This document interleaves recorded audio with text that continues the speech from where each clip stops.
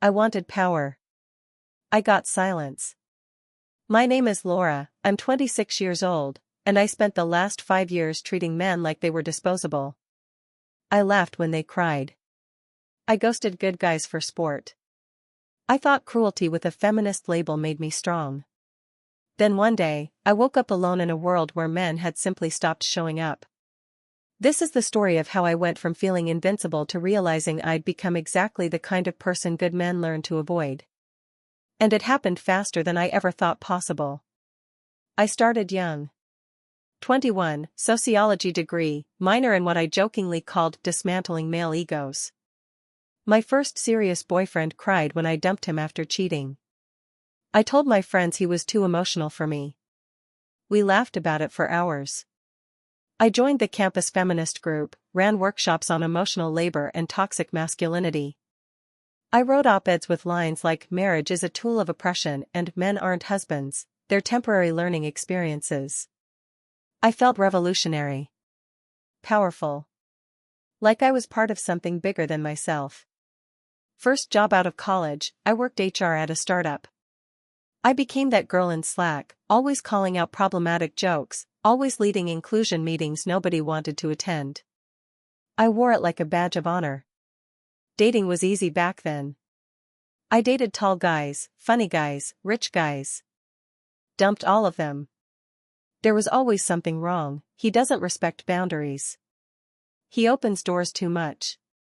He talks over me. He listens too much, it's manipulative. He breathes wrong.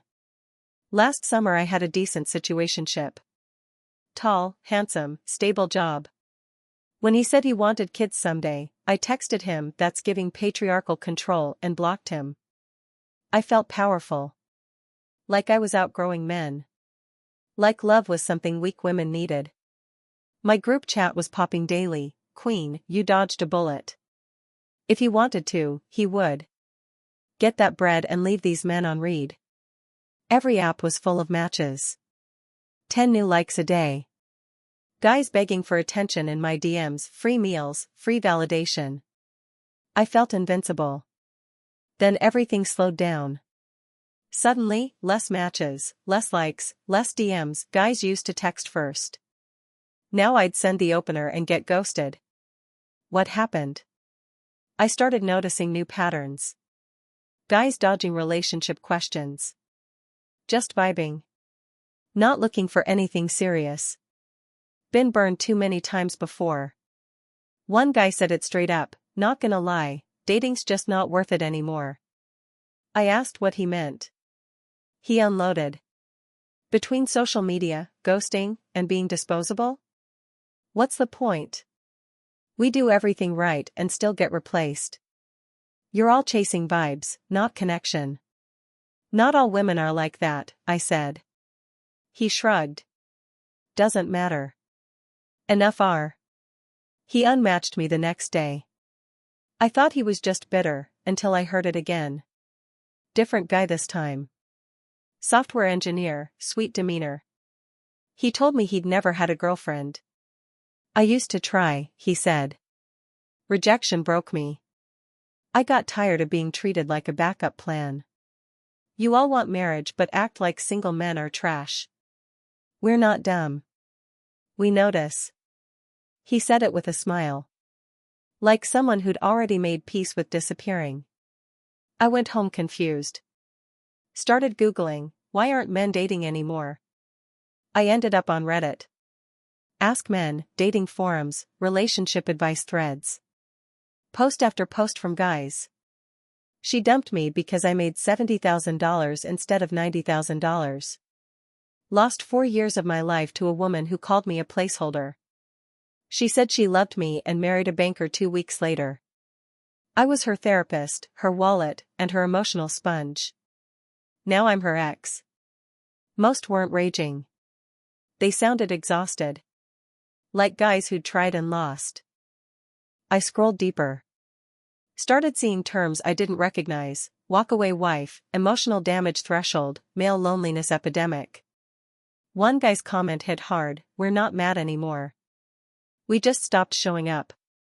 I sat with that line for a long time. They weren't bitter. They were gone.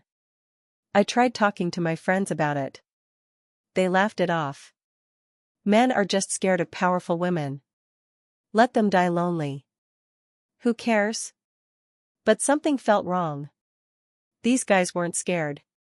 They were broken. Then numb. Then silent. I went on a date the next weekend. The guy was decent, smiled, listened, stayed calm. I asked what he wanted out of dating. He chuckled. Honestly? Just a conversation that doesn't turn into a resume review. He said women ask about his height, income, and future plans by the second message. Said he missed when dating felt exciting. Said he used to love falling in love. Why do you still try? I asked. He shrugged. Hope, I guess? But if I go one more round with a feminist telling me I'm inherently wrong for existing, I might just call it. That shook me. I decided to actually try. Not just swipe casually, actually try. I re-downloaded Hinge, rebuilt my profile. No more sarcastic bios, no more don't waste my time energy. I went soft. Mentioned I liked dogs, long walks, homemade pasta. Chose photos that weren't thirst traps. Caption, ready for something real. I matched with a guy named Eric. 30, software engineer, eyes that looked like they'd seen too much. His profile said, used to believe in love. I messaged first. Simple, hi.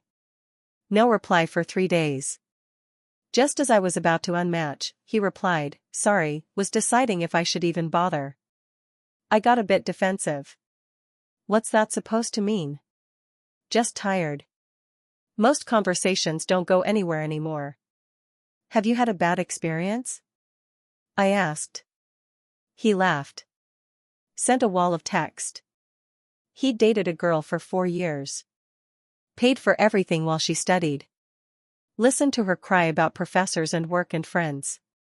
Once she graduated, she told him he was too stable. Left him for a guy who took her on a trip to Bali. I wasn't her man, he said. I was her stepping stone. Why are you even still on apps then? I asked. Habit. Curiosity. But if I'm honest? I'm barely hanging on. I tried the line I'd used before, not all women are like that. They all say that, he replied. And then, you're 26. You still think there's time. That's cute. What does that mean? You'll understand in a few years when all the men dry up and nobody's texting back. He unmatched before I could reply. Message gone. Profile gone. I just sat there staring at the empty chat. His words sat heavier than any insult I'd ever received. I started noticing patterns everywhere.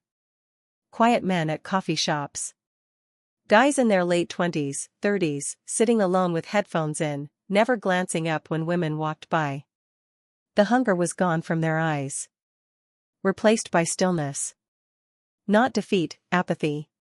At work, I chatted with a guy from IT. He used to joke with me back in the day.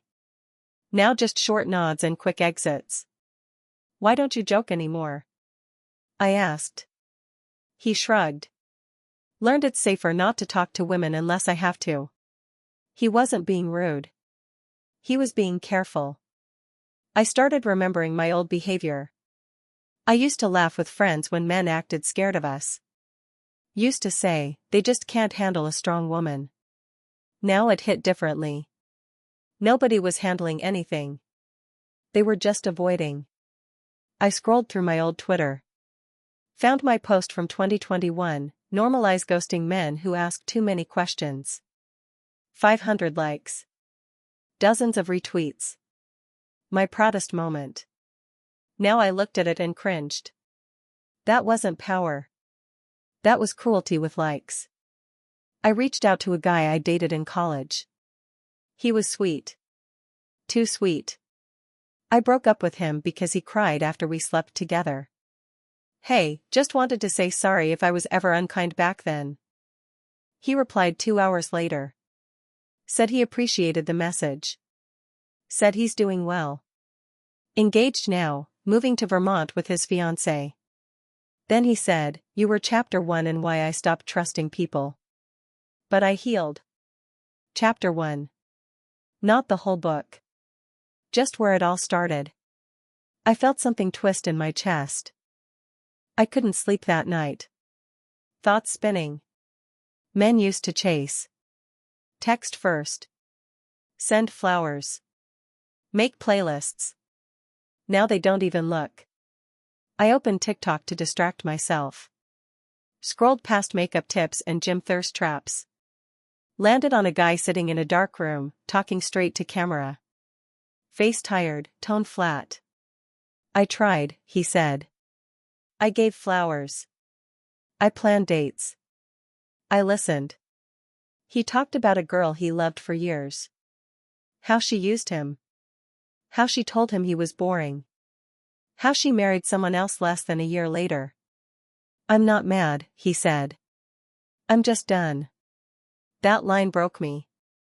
I checked the comments. Full of guys saying, "Same, bro." They don't want love, they want advantage. Peace is better than dating now. One girl replied, "Maybe if y'all picked better women." Her comment got downvoted to oblivion. I recognized myself in it. I used to say that too. Used to think it was their fault for choosing wrong. Never once thought I was the wrong choice. I checked my old DMs. A guy from last year had messaged me 12 times. Good mornings. Movie recommendations. Song lyrics. I never replied. I'd screenshotted it and sent it to my group chat. Captioned it, "How to Train a Simp." We laughed. He never messaged again. Now I wondered if he deleted his apps that night. I sat on my bed, phone in my lap, room dark. I realized I wasn't waiting for a reply. Not even hoping anymore. I was just sitting with nothing. I used to laugh at the idea of women regretting it at 30. Thought I'd be the exception. Too smart, too pretty, too independent. But regret doesn't wait for 30. It sneaks up at 26 when your phone's silent and the only men who notice you are too broken to try. I wanted power. I got silence. They didn't rage. They didn't fight. They just stopped showing up. Maybe I was never evil. But I was careless. And it changed lives.